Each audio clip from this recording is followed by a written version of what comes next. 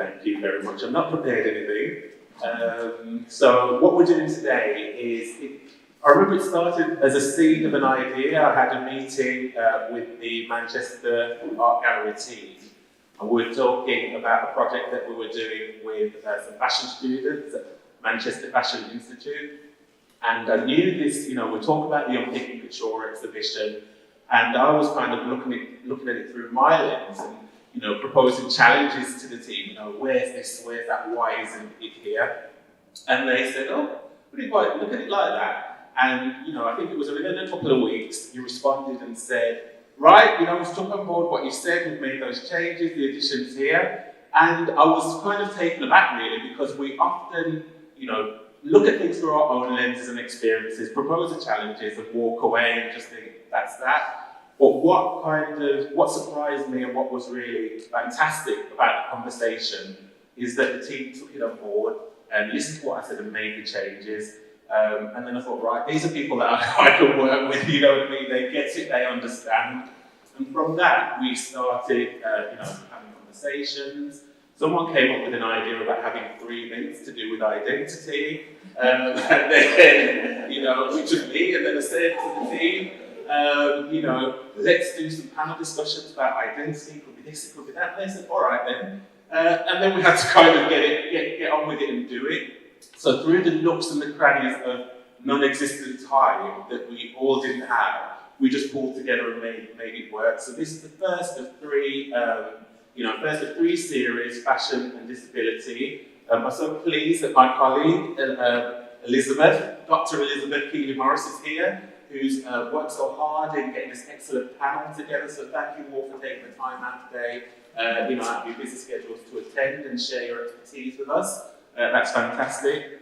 I don't have any kind of prior knowledge about fashion, in the context of disability, so I'm here to learn myself. So I'm really excited to hear what you've all got to say, and also in the context of the exhibition that's been shown up until the end of January 2025.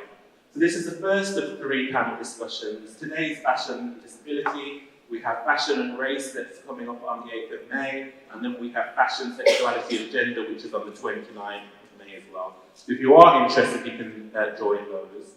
I don't want to steal too much of the time away from the panel, but do please read up about our panelists and also our chair. They are excellent and at the forefront of fashion and disability and making waves and changes in that area as well. So all the information about our panel is on the handout and the sheet. Do follow them on LinkedIn, promote them as well, tell them how amazing they were today, please do. And also, we'd be very interested to know how you heard about the event as well. So we've got some people who are recognised from MMU, some of you may have found out about it from LinkedIn, but if you could just jot that down on the evaluation form, it's a little sheet on your chair, that would be really helpful for us as well, just to give some constructive feedback and let us know how we're doing it, what works well or what you think may need to change moving forward. And last, but definitely not least, thank you all for taking the time out to attend as well today and enjoy. Thank you.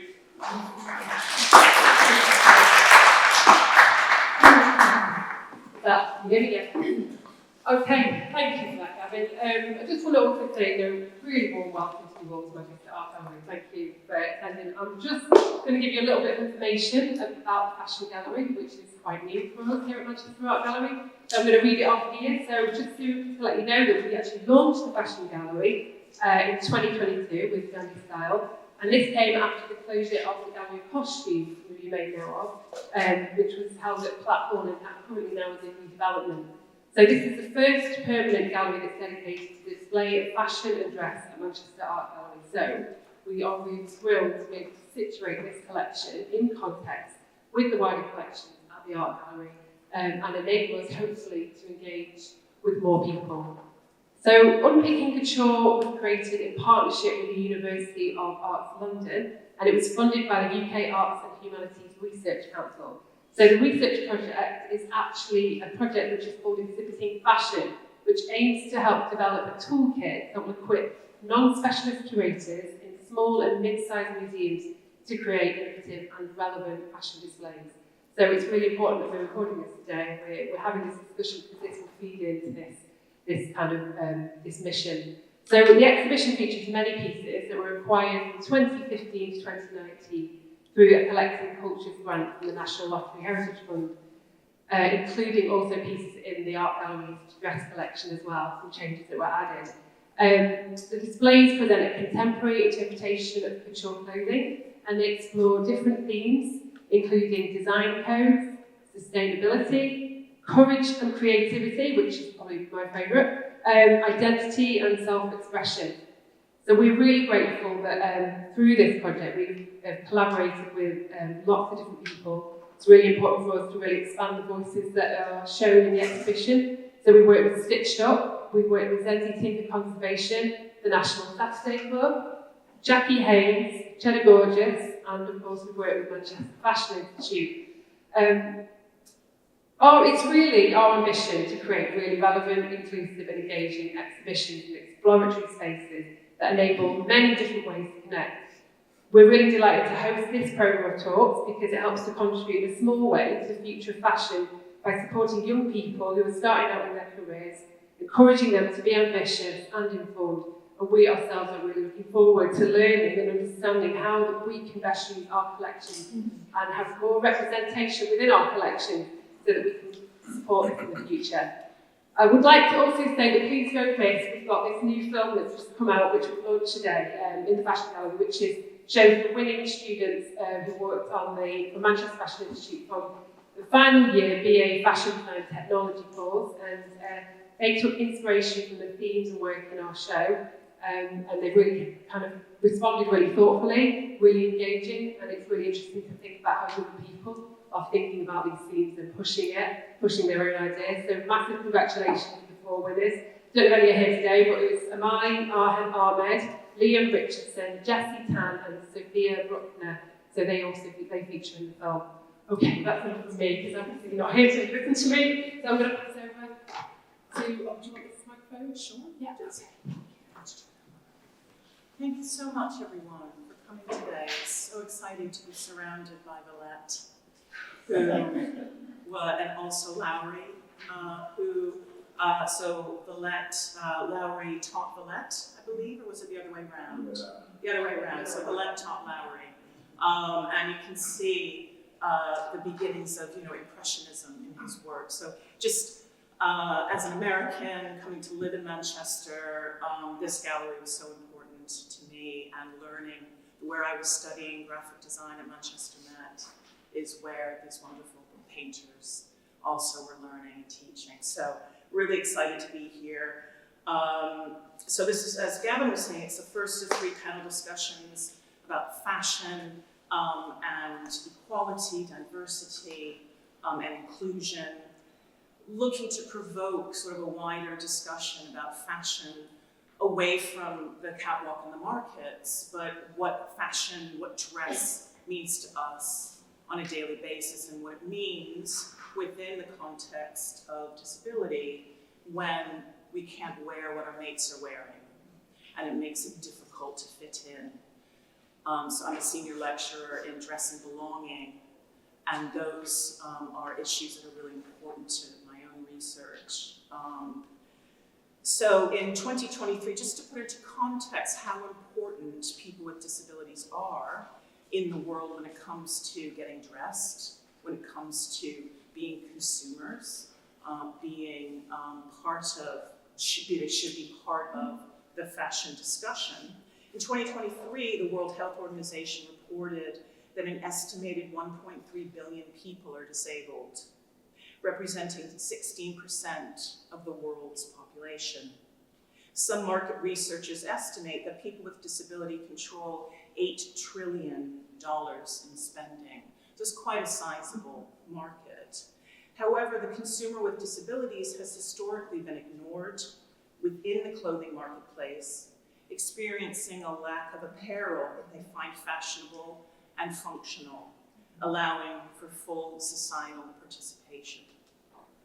So clothing provides this immediate material, physical indication of who we are. It touches our body. It's embodied in that way. And our embodied selves are expressed through what we choose to wear on a daily basis. And it's why we spend so much time choosing outfits, combining aspects of our wardrobes to weave what we hope is just the right combination to project who we want to portray who we are. Fred Davis, 1992, writes that we all have ambivalent identities, and we use dress to be able to protect ourselves from who we might project ourselves. We're afraid of who we might be projecting ourselves to be, or to become someone that we really want to be. And dress is very much part of that daily attempt to deal with this ambivalent identity. So what we choose to wear is influenced by many factors. Trends in popular culture, like magazines and films, streaming, music, social media, influencers, and so on. What we wear and reject is personal. But if our bodies or other aspects of our identities don't fit into normal life, we can run into problems with what clothing is available to us or how we might be perceived by our social circles if we aren't wearing the right thing to project an image that allows us to belong. So what happens when you can't wear what your social group is wearing because your body isn't symmetrical? Doesn't move like everyone else's. You have to carry extra things to help your body function. You might be missing parts of your body, so struggle to dress yourself in complicated closures like buttons and zippers. But you still want to blend in or sometimes stand out to be different. You want to belong, or you sometimes don't. You want to be radical in your dress. But you still want to blend in or stand out just like your mates do. So I come to this discussion having lived this experience myself. I was diagnosed with a spinal deformity called scoliosis, which is a curvature of the spine, when I was 10. Was in a brace or orthotic, full torso orthotic from the age of 11 to 15, wearing it 23 hours a day. And I wanted to dress as my friends were dressing. But if I did that, my orthotic would be exposed. But if I covered up the orthotic, I'd be dressing in tents, which I did for a short time, that my mother made. So they were homespun and were not cool at all. And that was fine until I went to high school, and then it wasn't fine. And so I write about this, and I've coined a phrase called body dressing work, where those of us, every day we work hard to dress ourselves, but it becomes even harder and even more stressful, the stress of getting dressed if you're disabled. You have this wardrobe. How do I combine this so I can fit in? But if I fit in, my brace will be exposed. They'll be able to see the bits of the plastic that stick out. So I'm working closely with adaptive and inclusive apparel designers, these wonderful people here, as well as other brands and advocates. We want to start a revolution, really, within fashion design, fashion manufacturing, involving disabled people, as these designers here do, and you'll hear from my colleagues here in a minute, at the get-go and at the design stage. Human-centered design is what we're pressing for, that these voices of the disabled are involved in that design of the clothing, that's stylish, fashion for every body, as we say, to lessen that stress of getting dressed for people with disabilities. So it's a real honor, so excited to introduce the panel, wonderful human beings and collaborators as well. They're experts who are involved in advocating for the importance of stylish fashion for all bodies and people, including people with disabilities. Many others wish they could be here, so it's a much bigger group, international group, that we're all part of. So this will be the first, I think, of many conversations that we have that we'd love you to join in on. So I'm going to start with Hanan Tantush. in the middle here. Hanan is an award-winning adaptive fashion designer, accessible fashion consultant, and founder of Intotum, an adaptive apparel brand with a mission to design clothes that work with you. The brand's name Intotum is taken from Latin, meaning all together, or as one, or even unbroken. Hanan works collaboratively with the disabled community to design comfortable, functional, and fashionable garments, and campaigns for disability inclusivity in the fashion industry. Since starting Intotum during study at London College of Fashion, she's gone on to win several prestigious awards, including the Mayor of London Creative Enterprise Award, and showed her collection at London Fashion Week this February, which is fantastic. Dr. Joe Gooding, the end of the table, is a co-founder and research director of research consultancy Styleability, and is on a mission to help everyone find fashion that works for them. She's an inclusive design expert, reviews and edits publications on design and disability, and is advisor on adaptive fashion to universities and industry.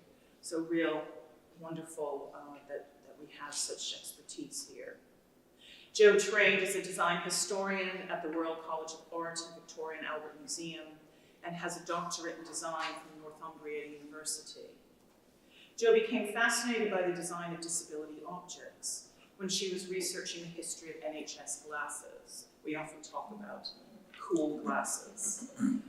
Due to their connection to fashion, spectacles can be seen as a stylish accessory rather than merely medical devices. And it's the beginnings of thinking about, and Hanan does this with her design work, is if we need these medical devices, let's make them stylish and attractive.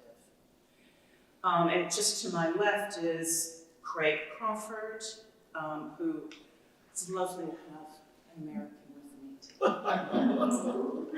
You're not supposed to say that. Some Americans, yes. Craig is a 30-plus year fashion veteran and a former designer turned digital strategist, working with fashionable brands such as Diane von Furstenberg, Hugo Boss, Jaeger, Max Mara, The Gap, and Tory Burch, amongst others, and served for 7 years as Burberry's VP of IT Strategy, Architecture, and Relationships, which is such a great title. It was a big business card. So he's a guest lecturer for various universities and brings industry relevance to the classroom, ensuring tomorrow's workforce is digitally prepared. He's also an advisor for the charity Apps for Good, where young people learn to create and apply technology to a changed world. Craig founded Differently Enabled after a near-death experience with COVID-19. Differently Enabled is a co-creation platform and a laboratory of designers, engineers, technicians, and data scientists who create customized products and services for those who are differently enabled. So really interesting sort of combination there of people working together on this question. So big, huge thank you to all of you and a really big welcome, and it's exciting. Some of us haven't met in person yet, but have been talking for a long time, so it's a wonderful reunion of sorts. So firstly, Jo, if I could turn to you, what is the relationship between fashion and disability? Is that on? I think so. So thank you very much for inviting me here. I feel like I'm in my natural comfort zone because I trained as an art historian. What I want to do is just start with a short quotation from this book by another art historian. It's called The Intersection of Fashion and Disability. I'm currently reviewing this. I do a lot of book reviews, as you mentioned earlier on, but there's a lovely quotation that links the gallery, what we see in the gallery, to our discussion today. So, fashion continues to have an influence on certain disability objects, from cutlery grocers, dancers, enfant terrible of optometry, so highway designers, if I haven't pronounced to Alela's vision of fashion-forward prosthetic covers. Pioneering designers of eyewear and prosthetics have harnessed the culture and sensibilities of fashion design. Yet, there seems less attention and less revolution when it comes to clothing itself. Apart from maybe we're starting that revolution. Clothing for disabled people and clothing for disabled and non-disabled people seems to have been less documented and discussed, and that is what this book is about. So if you're going to make a start on discovering the history of fashion and disability, this is my big recommendation for this book. So I came to fashion and disability through looking at eyewear, because that is one example of a medical appliance, and that started to engage with fashion. You know, if you're from the UK, there was no fashion in eyewear until the mid-80s, would you believe? So it's a very clear example of how, if you don't think about style and you don't think about people, you can create big problems. So there was a lot of stigma around wearing eyewear. So, you know, it was only in the 80s that you started to get things like Specsavers on the high street, and you started to see that complete transformation. And I believe that was the power of fashion, and the power of people. And so eyewear is seen as the one really good example of fashion working with disability, and that's how I came to this space. Thank you so much. Should start the discussion. Great, thank you. Really, really interesting. Could you just again quote the title of the book and the author? It's not on my list, I haven't read that yet. So this is quite a recent book. It came out earlier this year by Canadian Kate Hitchcock, also an American. But she has got links with Manchester, I believe she studied here too. It's called The Intersection of Fashion and Disability, a Historical Analysis.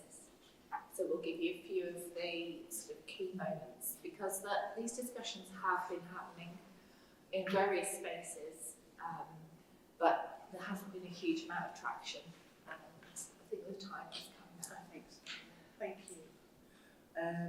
So the next question is for Hanan. Why did you set up in Totem? Could you tell us a little bit about that? So I approached fashion and disability in a different way. I'm not an academic by trade, I'm a designer. And for me, disability came into my life because of familial connection, and I think unfortunately with most people you only really start to discuss disability if it affects you, if it affects your family.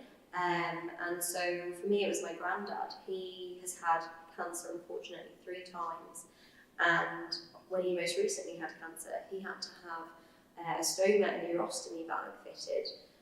Which was of course a necessary thing for him. It was necessary for his survival, for his health, but it then presented its own new problems, because especially different with him was that the stoma had to be ever so slightly higher, which meant it was exactly on his waistband. So everything that he tried to wear became a problem, because not only was it rubbing, so it was causing pain, you know, he needs time for the wound itself to heal. And a stoma is something that, you know, if anybody has had a stoma, knows someone with a stoma, it's basically an uphill battle. They don't really ever just stay and sit there and be okay. So that was the problem. And then the bag as well, as it fills up throughout the day, he's worried it's going to burst if his trousers are too tight and things like that. And so I was 16 at the time, and this is really the first time I'd ever thought about your clothing being a problem because of disability.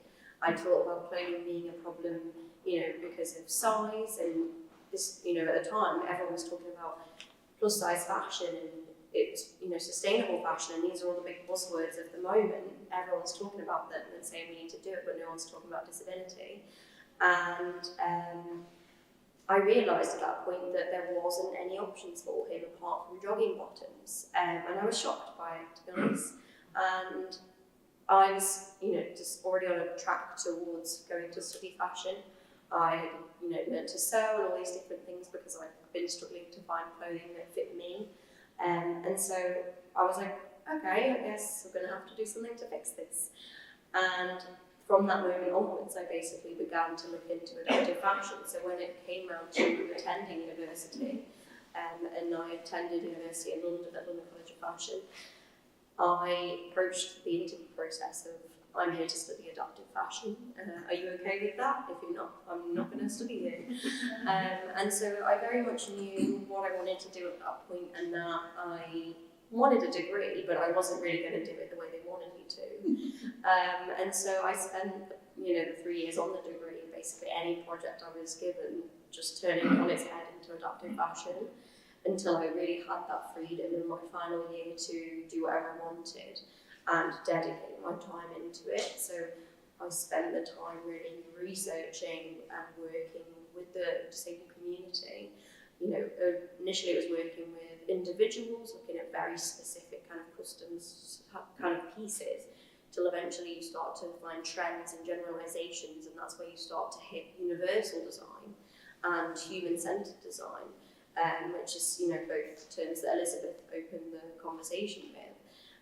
Because, I find it really interesting that most people just don't think about it, but when you design for a person with a disability, it automatically works for basically everybody else.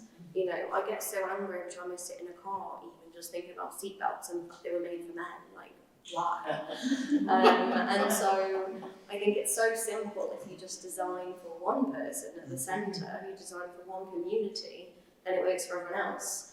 And so I think if you look at the human-centred design model, and you've got people in rings, and I would suggest just do a Google, and you find that on the outer ring of this circle is a straight white man, and that's usually what we design for. And so at that point I was like, okay, so if I design for disability, I'm not excluding anyone, that's the point. People have said to me, oh, it's such a niche market you've picked, or nobody really is going to buy your clothes then, are they? And I'm like, well, 24% of the UK population has a disability, and also my clothing doesn't exclude anybody, it works for everybody, and that is why the tagline is fashion for everybody. Fantastic, thank you. Thank you. Dr. Craig, could you tell us a little bit about what makes differently enabled unique within the adaptive wear market? Well, very much like your story, mine is personal, and I grew up in fashion, worked for the Gap, started Old Navy, worked for a big corporation in America called Claiborne, came to this country to work for Burberry. And it was not until COVID-19 tried to kill me, literally, and I was hospitalized for 48 days and I was in a coma for 21. Then my occupational therapist said, when we get you out of this hospital gown and into your own clothes, your trajectory for healing will be better. Now, remember, we were all under lockdown. This was March of 2020. So getting my clothes meant I had to ask someone to send things to me, but I couldn't get in them. So then I said, well, now I need some others. And then I couldn't get out of them. And it was just as I was unable to get out of my clothes and sitting completely wet from you know what, my occupational therapist walked in and said, oh, this is perfectly normal. You've learned, you need a fly. You've learned you can't operate a drawstring. You've learned you need an elastic waist. And I'm like, what? No, what do you mean I've learned? I'm used to putting on whatever I want. It was always the customer's fault. If it was a luxury item and it was too expensive, don't buy so much stuff, save your money. If you were too big to fit in the clothes, your problem, lose some weight. It was always the customers. And I didn't realize until it affected me that brands don't make fashion inclusive, and fashion is super important. You talked about that in the beginning, and I couldn't agree more. We put on what we put on to express ourselves, and people who are living with disability have often not had the experience in doing that.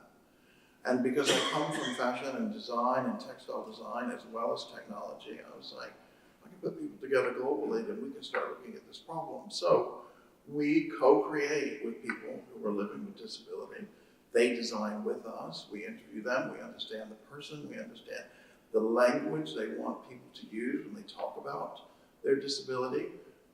It's incredible when you start having these deep conversations with people and then designing with them.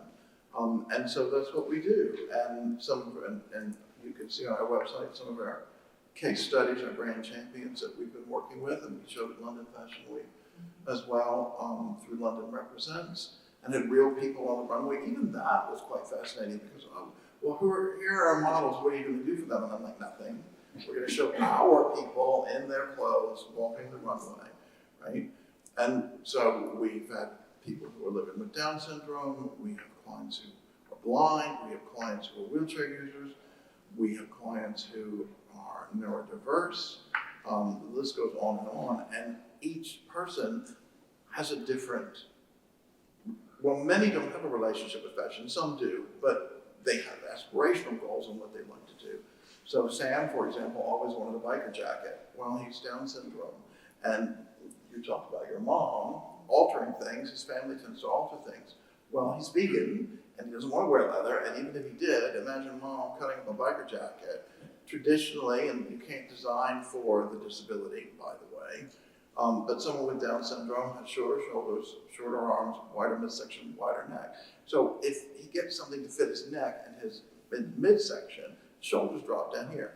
Think about a motorcycle jacket, and then you've got all the zippers. Mom's not going to do that, right? So we presented that to him at London Fashion Week, and it was unbelievable. You know, his family said he didn't take it off for 3 days. And you can see that on Instagram because he was able to be who he wanted to be. And so we're not creating a collection of clothing that people choose from. We are not looking at seasons. We are not driven by the calendar. We are working with people to express themselves. So if Grandpa wants to look like Hello Kitty and Grandma wants to look like Hell's Angels, we don't care. How do we help you get there, right? And what we're helping each individual person is to have a relationship with fashion and understand their own style. And I've worked with transgender people, and very interesting, men will say, if they didn't grow up in a transgender environment, they didn't have that 16-year-old moment.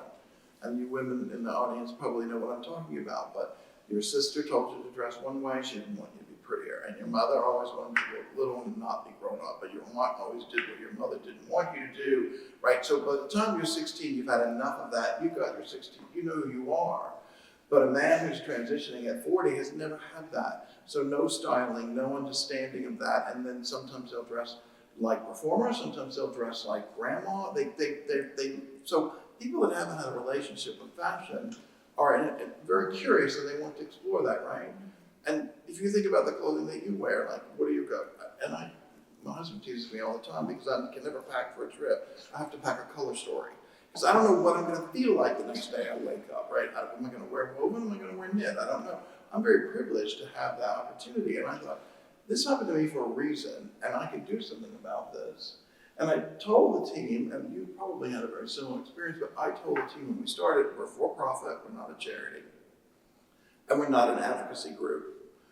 The next meeting, I said, we're not a charity, we're still for-profit, but we are an advocacy group because we can vocalize what so many people have not had a position to do. And in my career, I speak a lot about technology and fashion and the advancement of that, and how all of these different technologies are coming together to improve supply chain and improve design and make things more sustainable. So we baked all of that into what we do. And we leverage technology to do that. So we meet, we talk, we interview, we design, then we do 3D, we measure, we do photographs, we try to capture measurements without having to, and by the way, the technology is super biased. Programmers are really lazy, they do half the body and then they make it symmetrical. So it's very interesting. But I got a little street cred in the tech world, so they're working with us to change that and to help do that. And I think this is back to universal design. This is how fashion brands are going to work eventually. Because they're getting the assortment wrong now, they're getting pricing wrong, they're making too much, they make too much to make a cheaper price. We don't want it. We don't even listen to influencers now. I don't know how many of you know this, but Mob Wife became viral as a look because of a TikTok video, not because an influencer or any magazine said, hey, or anyone said, no, Mob Wife down the runway. And I worked I was recently in a panel discussion where ASOS had to look into their inventory. How can we create this look? How can we nearshore, offshore respond to it? How can we write about it? Because people want to know about it. So each and every one of you know what you want every day. You pick up the phone, you learn something new. I'll have that from Turkey. I'll have that from Ukraine. You know, you don't follow the net, and yet the industry is still doing the same thing we were doing before COVID, and we're going back to that, and it's not working. And you can see that as they start to fall off into the abyss and get acquired, and everyone loses their job, and it's terrible. So we're doing this because fashion's important, and we feel good about ourselves. When we feel confident, with what we're wearing, then we do better, right? So that's the premise. Thank you. So inspiring. Oh. Very important. Bringing so much together there. Great panel. Could we go back to Joe for a minute? Why is choice important, do you think, Joe? We were just talking about this, that we want to wear, we want to have relationships with fashion. Why is that important? You might have to speak up just a little bit. Okay. I think I referenced the National Health Service in the UK, where, as an example, where there was no choice in design for eyewear. And if people are in sort of maybe in their 40s and above, they might remember going to school and children who had to wear glasses had a choice of blue, pink, or black frames. And it marked you out as somebody who needed this assistive device but also couldn't afford a private pair. And I've had very many examples of people come to me and they found this quite a traumatic experience. One lady, she said her mum actually made her take her frames off when she left the house because she didn't want the neighbours to know they couldn't afford stylish frames. So the stigma has come to that, and there's a generation of us Brits who might remember all of that, and we have this sort of experience of your glasses were either Harry Potter style or they were these plastic pink or blue or black frames. And the choice now, I'm now a parent and my son wears glasses. I take him to Specsavers and his journey has been, he could express himself, he could be, he's gone through the Paw Patrol phase and to the JCB phase and he's now in sort of trendy styles, but he can express what he wants now, and it means he actually wears the frames, and it's a nicer experience. Now, I did a project with Professor Graham Pullen at Dundee. We were looking at prosthetics and the choice of materials in prosthetics, and this became it was a really great project. And it was exhibited in V&A Dundee as well. We actually used the model of eyewear boutiques and eyewear retailers and tried to use sort of creative design to imagine what it would be like if you went to choose your prosthetic, like you go to choose your spectacles. You have that supported sort of experience. You can choose your prosthetic that might match, your handbag, or it might match your shoes, and it gives the ownership and that sense of expressing yourself. And the prosthetic, I can't say these words, sorry, prosthetists and orthotists, anyway, professionals, medical professionals will say that when people have had an element of choice, they're more likely to use the object. You're more likely to wear it. Go back to children. When you get your arm in a cast, you can now get a colour. So you can have it in your football club colours or things like that, and it helps that experience. So that is how choice is really important, and it really helps. I mean, if we talk back to you thinking about the occupational therapists and what clothes when you can actually get, you've had a traumatic experience and you want to get choice, you don't have to be wearing, tracksuit bottoms or whatever, you want to express yourself. So that choice and ownership is so important. Yeah, well said. Really well said. Yeah. And thank you. And I think that touches upon Hanan and your grandfather's experience as well. Really, really well. I think we're really coming to something here around choice and having a relationship with fashion to express ourselves. Hanan, how do you develop your designs? Could you talk to us a little bit? You mentioned that a little bit. Maybe you could express that a little bit more. And do you work with one client at a time when you're talking about universal design? How do you get to that, do you think, as a brand? So we take it in a slightly different way to other adaptive brands, but then also there are plenty that are, small businesses that are doing the same kind of thing too. So originally it was more of it started out by me doing adaptive fashion for individuals, and so, people that just knew I was working on adaptive fashion, a friend of a friend of a friend's kid or something like that wants some help with something. And so I was just doing it alongside study basically. As I was working on pieces and in my degree, I was then using all the facilities I had to make custom pieces for people. And then as I started to actually be allowed to focus my work on that, so it didn't have to be a part-time job for me, I was able to bring more people into the process and began seeing connections really and crossovers between people that had, even completely different disabilities that were requiring the same adaptations to their garments. And so for me, that's where I view universal design.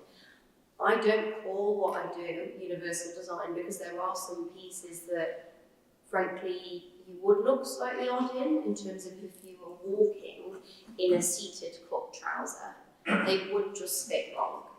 And there was nothing from stopping anyone buying them and styling them that way, but they would fit wrong. And so that's why we do a seated side-opening trouser and a stood side-opening trouser. Because if you're a permanently seated person, then they'll fit great for you, and that's why we cut them that way. We've cut our trousers so that they're higher at the back, lower at the front, so you don't see your butt crack and they don't dig in at your stomach, basically. But then, if you are an ambulatory wheelchair user even, and you want to stand in them, then you can still wear our stud cut trousers. And so we've kind of generalised, I agree with you, you can't put a disability into a box. You can't say, this is going to work for wheelchair users. So although on the website it says, wheelchair friendly, you filter by that, you're going to find our wheelchair cut pieces. There are people it's not going to work for, and if that is the case, then we encourage those people to approach us, because then we can alter it for you, and we want to be able to do that, and as we grow, that's something we absolutely want to be able to do. And it's only really when we can get, large investment or we're able to partner with someone massive that we'd be at a stage where you could customise, because, you can't customise through ASOS yet, so that's the thing, we're miles away from that still. But we do basically go through a process of collaborative design. I think it's so important if you're designing for disability that at every single stage of the process you're working with people with disability. And I think a lot of adaptive design that exists has been, they've worked with disabled people at the start, and then they've made loads of iterations and shown them a version at the end, which it works for some people, but that's why we've ended up with a lot of nonsense that you can get through NHS recommended providers that nobody wants to wear, because it works for the 5 people they asked at the start and asked at the end, but not the majority of people. And they didn't then create variations based on feedback. They just kept selling it because the NHS said, yeah, that's fine.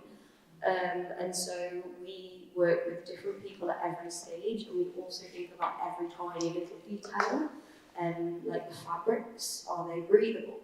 Are they wipe clean? A lot of people with chronic illnesses are on liquid diets, or people that require assistance when being fed are on liquid diets, and so it gets messy and the liquid is often sticky, so people want to be able to wipe clean the outfits. So any of our kind of more outerwear style pieces, they're wipe clean.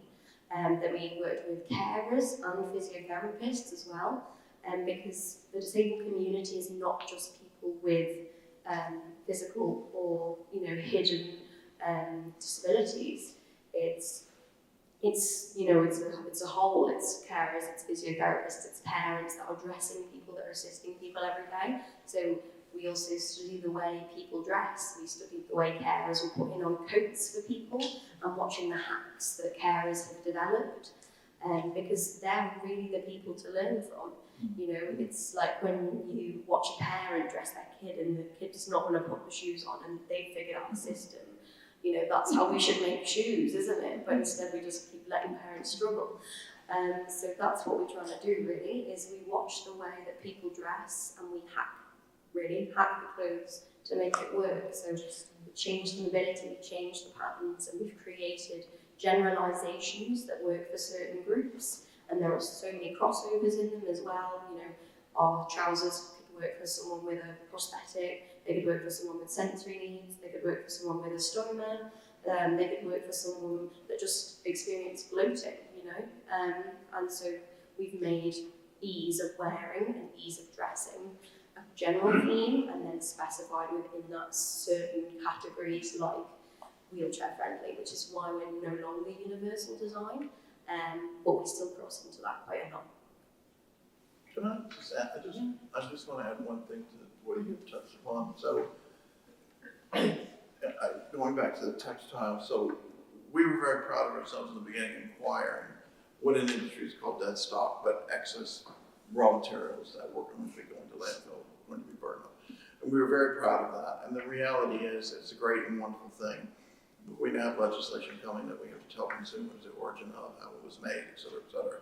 And brands don't keep track of that now today anyway. I have my own consultancy where I still work with big brands, and this is top of mind for them. And so I very well know we won't be able to resell a lot of what we have because we won't meet with digital passport compliance. But there's a wonderful opportunity here for everybody, because drooling, for example, is not socially acceptable, and some clients do. And they want something that can be easily wiped down so that no one knows that the client actually was drooling.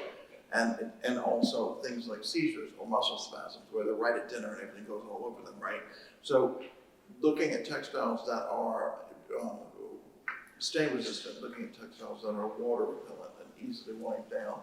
But also, one of the things that we've been looking at from a textile perspective is oftentimes someone who's using a chair, they're very warm in the back, they can get sweaty in the back, and in the front they're cold. So how do we regulate body temperature? And again, looking at antibacterial properties, because you're not going to wash everything every day. Or if you are, how do you have multiple of these things so that when you do launder them, it's easy to do?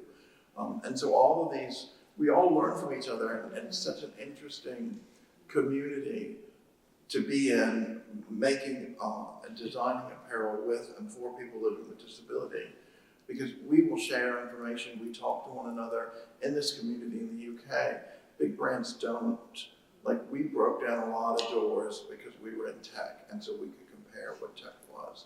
But if you think Burberry has a chit chat with Hugo Boss, think again, they do not. Okay? It all becomes, no, you're going to copy my designs, which is so stupid. Because you're on the runway, you can copy those designs in a heartbeat anyway. But this idea that we all have to not share, that's breaking down in this community. And Kat, who couldn't be here today, is someone else who we've been talking with and working with. And so it's really wonderful to find that we all work together to look at this. And I'm working now, I haven't released this information, so here's your scoop. But we're working with 2 different designers, both of whom are living with different types of disability, and we're doing collaborations with them. There's no reason why we can't have designer plus differently enabled. None of you buy your clothes from one source, right? Even when I was at Burberry and was almost head to toe Burberry, My pants weren't Burberry because I bought Calvin Klein because that made me look like Marky Mark. I'm that old, right? And my t-shirts were Calvin Klein because they fit differently than a Burberry t-shirt. So even though I was at Burberry, it's very rare you wear everything from one designer. So why wouldn't we work together? Why wouldn't we partner? And that's what I think is so unique about this movement that's happening. Because it's not a trend, it's a movement. And we also need to think and question and be part of this conversation. What is your ideal of beauty? Are you putting up with what brands tell you you're supposed to look like? Or what television tells you what you're supposed to look like? Because the fashion industry has a lot of growing up to do in that space. And one of my clients who's an amputee, I said, this is your chance to show your asymmetry. And he said, the world's not ready for that yet. I want to look symmetrical. I don't want to. Fine, we'll work with you to do that. But that's pressure from how other people think you're supposed to look. And, I'm sure you guys all know this. 1950s advertising is, here's your flaw, here's the product that fixes it. That's how it starts. Here's what's wrong with you. Here, this will make you skinny. Here, this will make you rich. Here, this will make you young. You're old, you need to be young. Who makes these rules up? It's, so, and if you've got kids, some are questioning it, but some are struggling because that age that you were wearing that brace is the age that you're internalizing what everyone's saying about you, whether it's right or wrong, and how and kids today have a lot of pressure with social media and all of that. Personally, I didn't grow up with that. Fantastic. Well, I think you just answered your second question. That's all right. You don't have to ask me anything. Get the microphone out of my hand. That's the problem. I'm learning. I'll sit next to you every time. Right, okay, on to question 3 then. Hanan, could you talk a little bit about your current and upcoming collections? Yeah, absolutely. So the collection that we just showed in February was our first ready-to-wear collection. So that's what I was talking about in terms of we've generalised and created things that work for specific groups of needs. And so we've got 20 pieces coming out shortly. So yeah, quite a lot of pieces. I've decided, go big or go home. So we've got 20 pieces and, covering a variety of things. We've really tried to go for bright colours. That's been based on feedback. There are plenty of people that want to wear muted tones and, kind of fit in, I guess would be the word. But the feedback we've had generally is, I want to see bright colours. I think if you Google adaptive coat or wheelchair coat, you will find one of the most heinous pieces of clothing I've ever seen, which is just basically a big black bin bag, and they just drape it over someone and say, there you go. And I was like, no. I love coats. I have far too many of them. I have 2 rails of coats, and so I was like, no. So I've put a lot of time specifically into the outerwear and coat pieces and the colours that they come in. I've got a really gorgeous, if I say so myself, fuchsia, like trench coat coming out, and it was honestly, I think, my favourite piece that went down the runway, because people actually went when they saw it, because they saw someone come down the runway in a wheelchair, in a bright pink coat, and I think we need to see more of that in the world, really. So that's what we're working on at the moment, and we've just announced our open casting today, so we're doing basically nationwide open casting for that. So we really want to get people that have not modelled into modelling. I think it's so important for representation to see people that look like you. For anybody really, and so I think it's really nice to be able to use my platform to get people that have never seen themselves in a campaign, never seen themselves represented, actually be in the campaign themselves. So we're basically doing a massive open casting. We've got that open till 17th of May. So if you know anybody that would like to be involved in that, please share it within your networks. And then we're just basically planning for a big launch, trying to go off with a bang, and then working working towards the next collection. It's got a lot of things that can be done within adaptive wear, really, and we have people approach us all the time with, you know, oh, I've got this problem, I face this and this or that, and we take all of that feedback. You know, we have had the website going for longer than we've been doing the clothing, so that people could send us stuff, and we actively put ourselves into community groups. We go to small local charity Friday meetings and things like that, so that people can find out about us, so they can tell us their problem. You know, hacks of people using bobbles on their wrists to basically hold a blouse up for their wheelchair. And I'm like, well, this is madness, isn't it really? Why don't we just fix the clothes? And so I get all these different things off different people, and we take all the feedback in. Anything, you know, even when people don't like our clothes, that's totally fine. We'll fix it. And then that allows us to keep going and keep improving. So that's what we're working on, basically, is just putting ourselves as many places as possible. If I could clone myself, I would. And just learning as much as we can from everybody. And yeah, it was just a long process of basically staring at people and their clothes. You'll see me I'll be on the tube in London, like looking at some coats, being like, oh, I love that. And then someone's staring at me like, what's going on? And I'm just looking at a really interesting detail on their clothing. Because that's how you learn as a designer. I think the best way is to learn through practice and through staring at people's clothes. It's the clothes we're staring at. It's the clothes we're staring at. Jill, what are the barriers to disability inclusive design in clothing? And are there any possible solutions? The big question. question, the big challenge. In 3 minutes, please. Okay. Because I need the microphone. Yes, that's they need You'll the get microphone. I'm just saying that the reason I started looking at eyewear is I sat on the tube and I was looking at everyone. Anyway, so the big barriers, they are so sort of multiple because it's the space of people with different identities in the world is very tricky to navigate.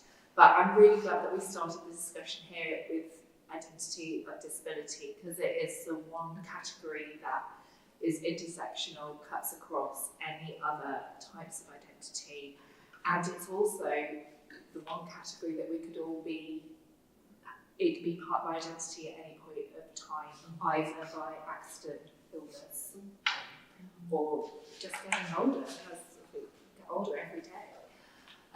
So it is something that could affect us all. As I said, doing research on this, you need to actually work with people, and I think one of the big barriers for big brands is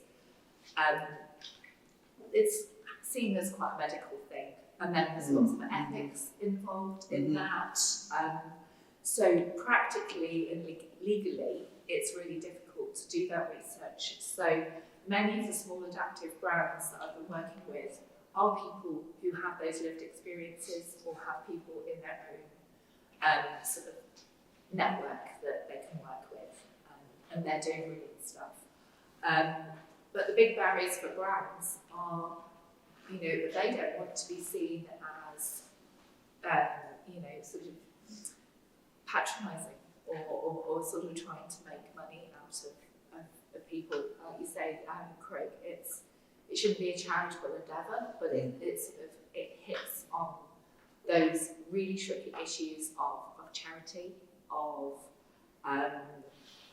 medicalisation and dealing with the NHS. I once did a fantastic project, which I'll never do again, which was the intersection of the NHS and creative design and industry.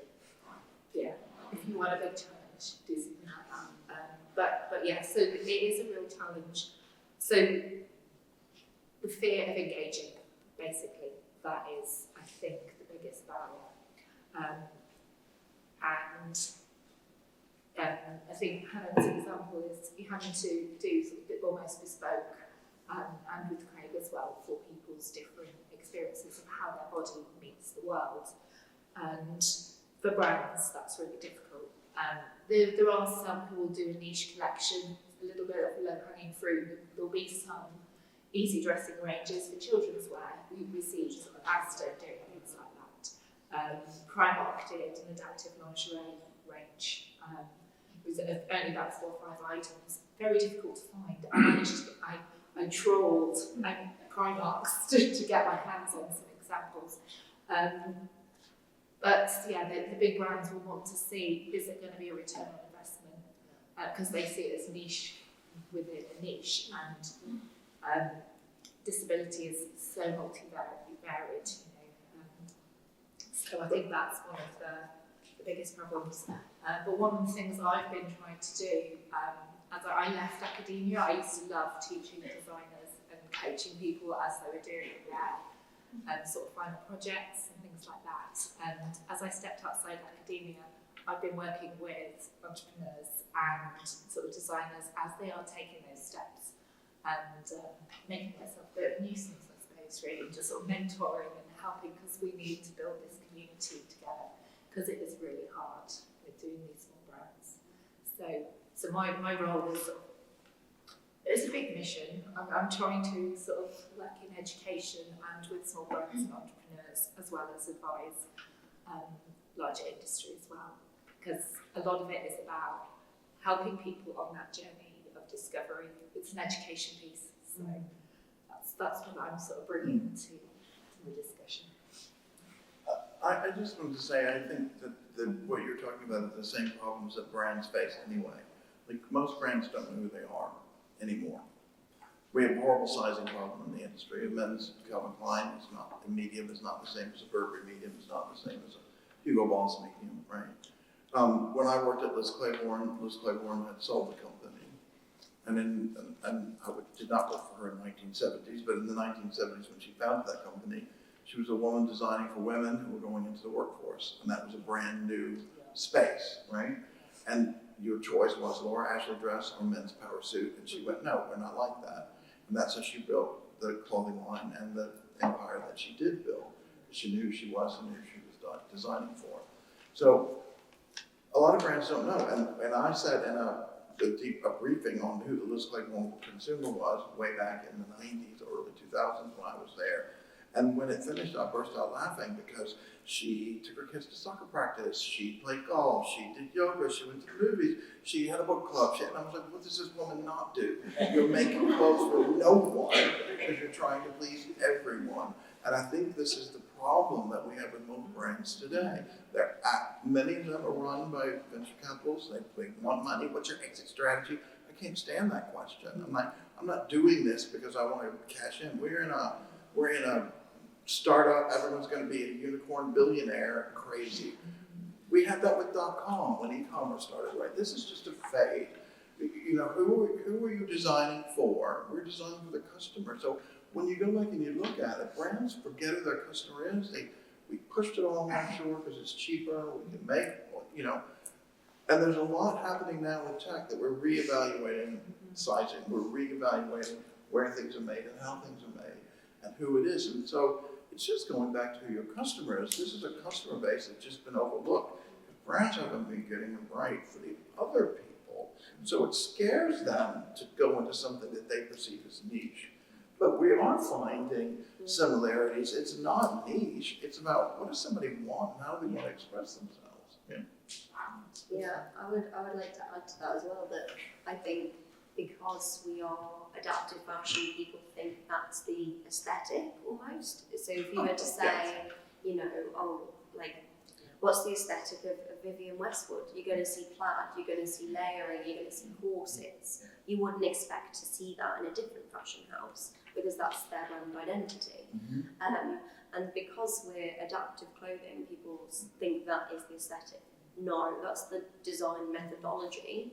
The aesthetic is individual to the designer, and that's what we're trying to do within the space and the community is have more designers and have us work together so that, as you were saying earlier, people don't shop in the same one place. If you look at your outfit now, it didn't all come from one shop. Mm-hmm. So we want people to be able to pick what matches their aesthetic. The pieces that I do match my design aesthetic. Even if I wasn't doing adaptive clothing, I'd probably still design similar pieces. And so I think that's the important part of it, is they need to know who their brand is. And so these businesses, you know, Burberry, for instance, they're losing their customers because they're all trying to do 1,000,001 things and get more money and scramble for it. And I get asked this a lot too, of, you know, so what's your plan long term with the business? Like, oh, am I just going to sell it off to someone and then go, yeah, it's done, great? No, that's like not what we're trying to do here. We're trying to enact change, but we're also trying to actually provide something for our customers. It's not a campaign, it's a physical business that helps people, because we want you to be able to shop along the way whilst we advocate for you.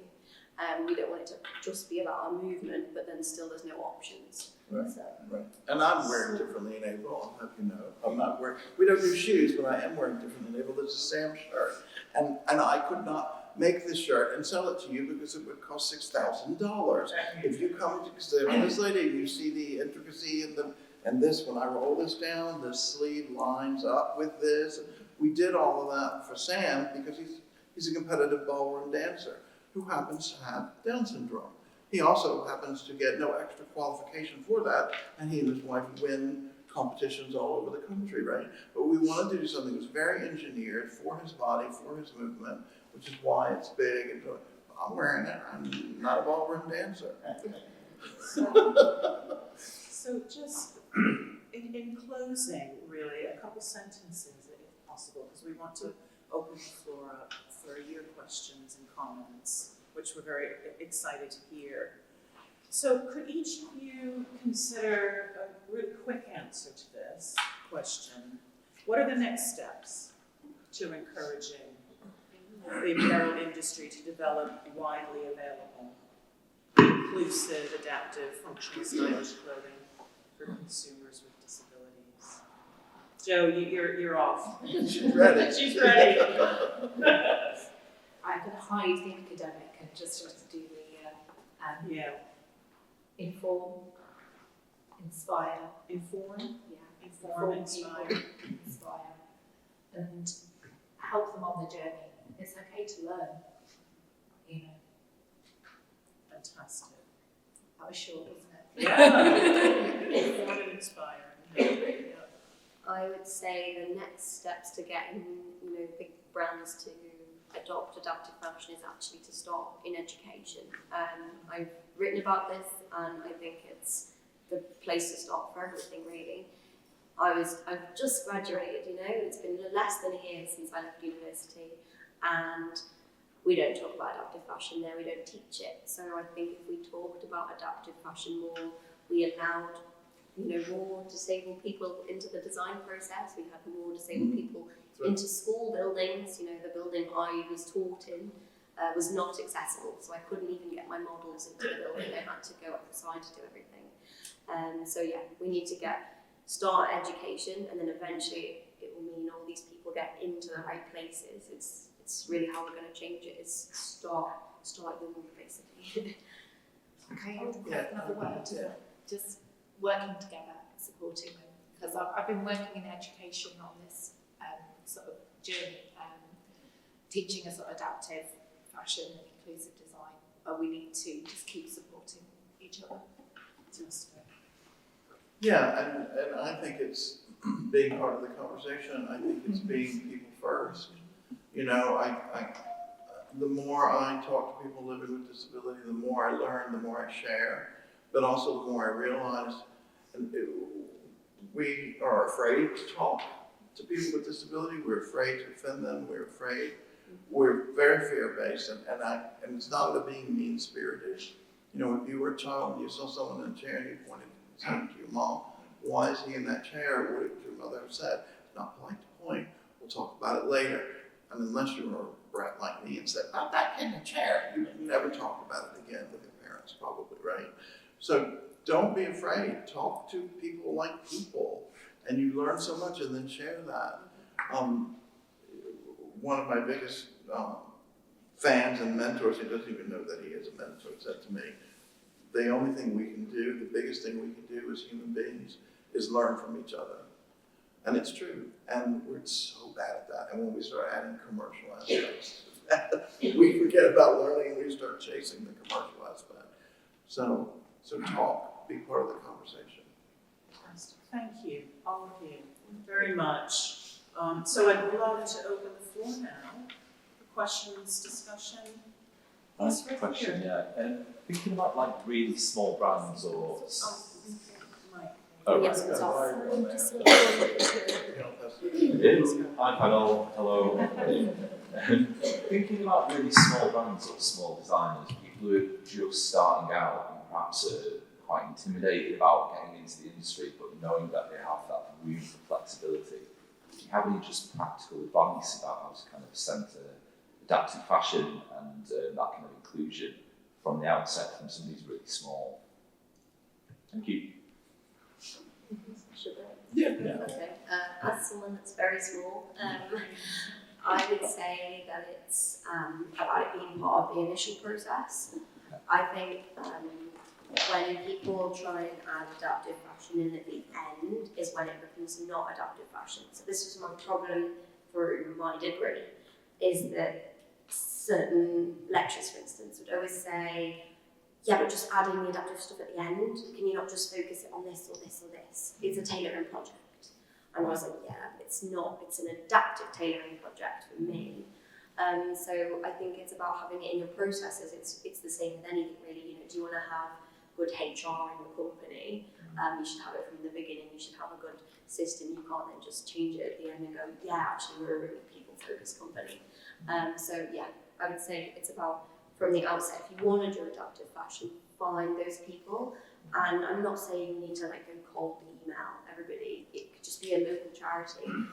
The people that are smaller and that are local to you are more likely to help you.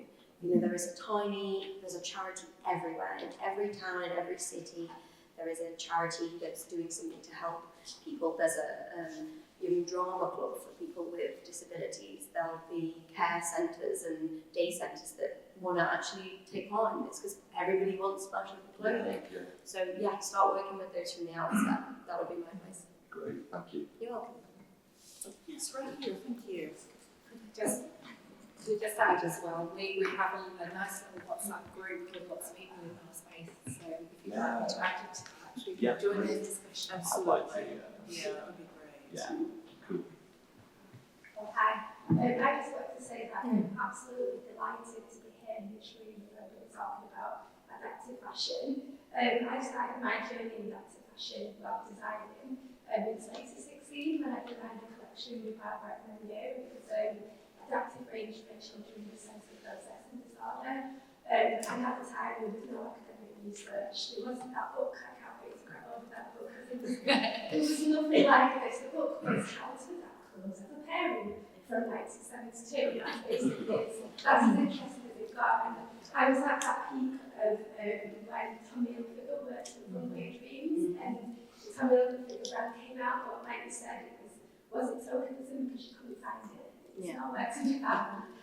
So to be here now talking about books, and research and brands, and that was fantastic. Like, I'd like to have a conversation with everybody. And the good news is I do work in education, I work at the University of Bolton, and I've just been awarded with Jenkinson funding research. It's only a small amount of funding to kind of take it off with sensory garments, integrated sensory garments, working with an occupational therapist, working with children's wear, and that's what I'll be doing. So I would like to connect with some people after Q&A, but just to go back to the question. So my question is, and I don't know, people might be a bit like, oh no, I don't want to hear about AI, but just thinking about that customization and that option and that choice that disabled people don't have. And I'm wondering whether, especially for, is it Crane? Yes. If there's any kind of software that's being developed to kind of generate the adaptations that are needed, and if AI could play a part in kind of offering that off-the-peg customization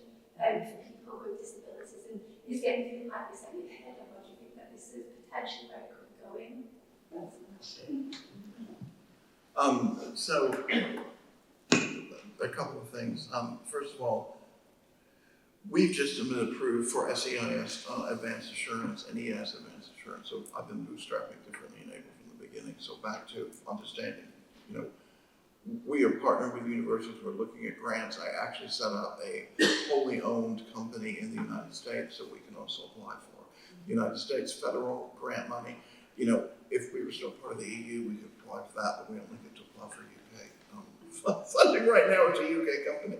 But back to your question around, so do your homework, do your R&D, and don't be afraid to spend money before you're actually going to commercial offering, because that's what you have to do really to understand this. But back to your question about technology. AI right now in fashion particularly is a big buzzword, and everyone's worried that it's going to design everything. And oh God, I couldn't believe it was on LinkedIn yesterday. It was like, let AI write a post for you. And I thought, good God, no. I started as a journalist way back when I was little. No one's going to write on my behalf. Forget it. So, but it is effective for big brands. And I just heard a presentation recently from the head of merchandising for Calvin Klein. We will sit in a conference room and talk about how we feel about a sweater for 3 hours. And there's zero data to back it up. Now, because things are digital, we can start to look at actually what does the customer want? Is this like that? And AI can start to suggest product. I am working on a number of different technology initiatives where we are going from image to actual pattern. It's still early days. One of our technology partners has been doing this now for 6 years. The hardest part we actually have is manufacturing on demand. It's the manufacturing on demand. Sorry, UK's not set up for this, and they'll tell you they are, and oh, we'll make 1 or we'll make 100, and you walk in the door and they're like, oh, you need to make 10,000 with us if you're going to get a decent price, which is why I said the $6,000 shirt, right? So we threw technology in the industrial age towards textile manufacturing, and then we've just thrown people at the sewing problem, and we've gone to the cheapest place in the world to make things. That's a house of cards. It's falling apart because as these emerging economies happen, they are going to get minimum wage too. You're not going to pay somebody 50p for the month, which is what we did when I probably started in fashion, and I'm not that old. But anyway, so yeah, and we can talk about that if you like. Nothing is plug and play at the moment. It still requires a lot of, and AI needs to learn in order to be effective, so that means you need lots of data. And while we have lots of technology providers scanning typical body morphology, there's still some problems with that. And so when we do photographs of someone who is atypical, it wants to go to this database and then it says it's not a match. So one of my clients, for example, is a dwarf. It's the word he chooses to use. He doesn't like little people. I always feel like I have to say why I use that word because it has a negative connotation for some people who are living with dwarfism, but he wants to be called a dwarf. His chest size is the same size as a taller man, but his height doesn't fall into the parametric, so it says it's wrong. And we end up having to adjust things manually and push it through lots of different software. So it's not there yet, but it's coming and it's learning. And it's really important you're part of that conversation too, because everything we put online is teaching AI. So think about it's learning, and what do we want it to learn? How do we want it to learn? Do you think that maybe it's more kind of direct to consumer brands that are going to pick up the adaptive fashion quicker than small brands? Do you think that will ever happen? I'd like to say yes, but Tommy Hilfiger had a huge collection on this, right? And I had a friend who just went to a store and said, oh, my niece is in a chair and I would like to look at your adaptive wear. And then they, what are you talking about? We have that. And then, well, yes, it's online. We do, and this is escalated to the store manager. So even the big brands, a lot of this is great advertising, but they don't cascade it down to the people on the shop floor. And if your shop floor, your shop assistants don't know about it, how's your customer going to know? Jo, did you want to say something quickly? Yeah, I don't think I ever got around to what the solution might be when you asked me a question earlier on. And it's a real challenge, but I think it's connecting that knowledge. Like you say, the people on the shop floor didn't know about the Hilfiger adaptive range. And when we went into the store and asked again, and the Primark range that came out, the adaptive range, trying to find it, checking out on Instagram, people saying, has anybody seen it? We've heard it's there. And it's about joining the dots and joining the information. But part of the problem that we small brands do face is because certain of the images they might use somebody who is in an atypical look, or they'll get flagged as a medical image, and then, you know, whatever the AI or algorithms are, they block those brands. We've had lots of discussions with small brands having that. And the great designer called Victoria Jenkins, who had a problem with showing a t-shirt that she designed in a model was a wheelchair user, and that image and that advertising got blocked by Facebook algorithms because, oh, you're selling a medical device. So there's all those additional practical problems as well for all these small brands. So we really do need to support each other and work together. It's a bit Thank you. I think we've got time for one question. One more question. Okay.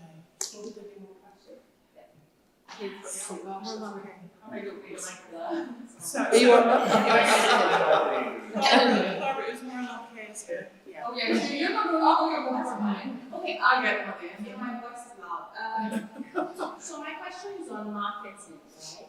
Because I've noticed that when it comes to marketing, when it comes to like inclusive fashion, it's kind of like an umbrella term.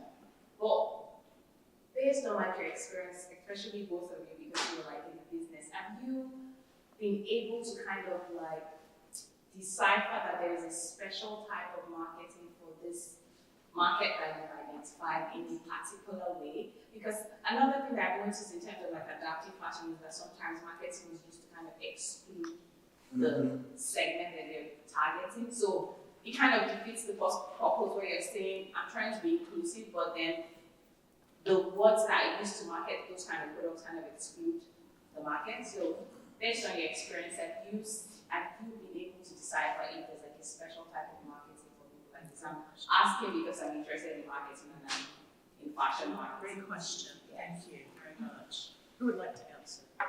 I'll go first. I'd say, yeah, you're totally right. What's used to market is social media, and that can be exclusionary for some people. I'd say the most widely used social media by the disabled community is Facebook. A lot of people haven't transitioned over to Instagram or TikTok. TikTok is where you will find a lot of disability advocates and influencers, I guess would be the word. And they have got, you know, large communities, but a lot of the time it's not people with disabilities following them. People just, you know, like to follow them for their content as well. So Facebook has been probably the most useful one. I would say that's where most people are. There's a lot of community groups on Facebook, and because they've stayed there, there's a lot of people where, you know, they ask for advice and things. You would go to Facebook, you would not go to Instagram to say, I've just had a stoma, I don't know what to do with it. So I would say that, but then also it's actually, it's marketing in a sense, but it's actually just going to meet people. It's flyers, you know, they're not great for the environment, but sometimes you have to print off some flyers and give them to people. You have to find these local charity groups and say, oh, you know, that newsletter or that email that you send out once a week, could you just put in that we do this so people know? Because a lot of people, that's just the only way they want to find out their news is in the newsletters.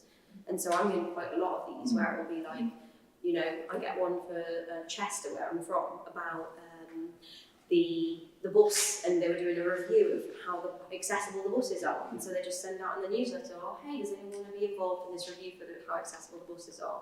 So then I'll just message them and say, oh, we're doing our open casting now, could you put out a little memo with our email? And then I will take the time to make sure that I then input all that data that comes in from the emails into our forms to make it more accessible for people. So it gives me an extra job, for sure, it makes my life harder, but it means it's accessible for other people. And even with the open casting, we've put it in a Google form. We found it was the most easy format we could. Any other casting agency has asked you to set up a profile on something called like Star Now or something like that, where you've got to make a whole thing, log in. I couldn't be bothered to do it, so it's definitely not accessible. So we've done a Google form. It's super simple. The only thing we actually require you to do is put your email in and consent. You don't have to answer the other questions. You can give us as little or as much as you want. You can also submit a video to us. And we have said, you can also just email us. If any of that doesn't work, my number is everywhere, all over everything. Like, I'm not one of these business people that's going to like hide my number. Phone me. I will literally take your open casting application over the phone. So it's about being available, basically. That's the most. Craig, did you want to say something really I quickly? just, really quickly, whether you guys in the room know this or not, Google sort of tells everybody what they have to do, and the rules change constantly, right? So having video is really important, and you have to be optimized for mobile, or Google won't surface you. And then ideally, your video should be on YouTube, because Google owns that. The algorithm continuously changes, which means you need to keep in touch with that. You need to understand what's happening. I was loath to put adaptive clothing and adaptive wear into our conversation because or into our search engine words, because we make fashion inclusive, and we did, but we had to put that in there so we would be found in SEO. And just really quickly, Burberry wanted to call the Mac a trench, and it was a lot of arguing internally because at the time Christopher was in charge of creative, and he did not want to use the word Mac. Burberry was big enough that when we continued to use the word trench, Google picked that up, and now you can use those terms interchangeably. If we all start doing this, it'll change, so you can change the algorithm. But right now, you gotta pay attention to what it's doing. And please, please, please understand that you need a plan for social media, and you need to know where your customer is. You're absolutely right. What works for one brand might not work for another, and that changes too. And so it's not a fad, it's a way of communicating, and you need to pay people who understand that. So I have a lot of brands outside of this space that just, oh well, you're 21, you can do my social media. No, she can't. It's a science. So you have to keep up with what the algorithm's changing to. Thank you, everyone. Thank you to the audience for great questions. There's one more question? Yeah. Sorry, I didn't see that. Yeah. I can make it quick. But the answer won't be. My question probably won't be that. Here we go.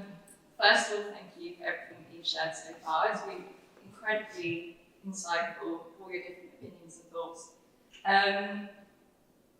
There's a lot of different things I could comment on. I think a lot of the barriers that you mentioned around inclusive fashion, the fears around it, I think exists so much further beyond fashion, and actually society isn't expecting the 20-year-old woman to go to a bar and wear a nice outfit in her wheelchair.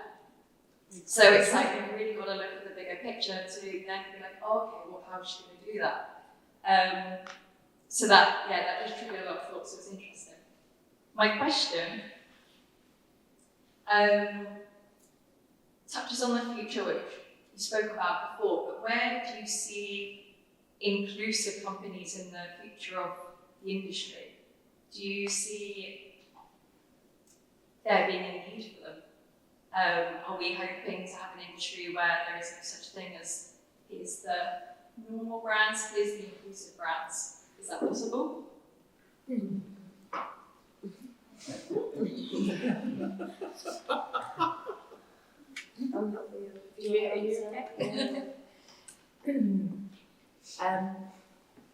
I have seen so many, like you said, there's so many barriers in society we are often disabled by society itself, so it goes beyond just sort of fashion and brands. It's sort of attitudes, and that's for another discussion that I can go on hours. But what I think is one of the solutions is, rather than segmenting into adaptive brands, it's using a new lens to look at everything that we've got. And that's something that I'm working on at the moment, sort of to see how we can connect people through the power of the community, through the internet, through connecting with hacks of how things work, and to actually democratise fashion for all, really, because a lot of the research I've been doing with my business partner, people we work with, they don't want to shop in specialist brands because of the stigmas that might be associated with those. So it's about, it's like democratisation and sharing of where things are, where we can find clothes to express ourselves and suit our bodies. So, yeah, it's a big mission.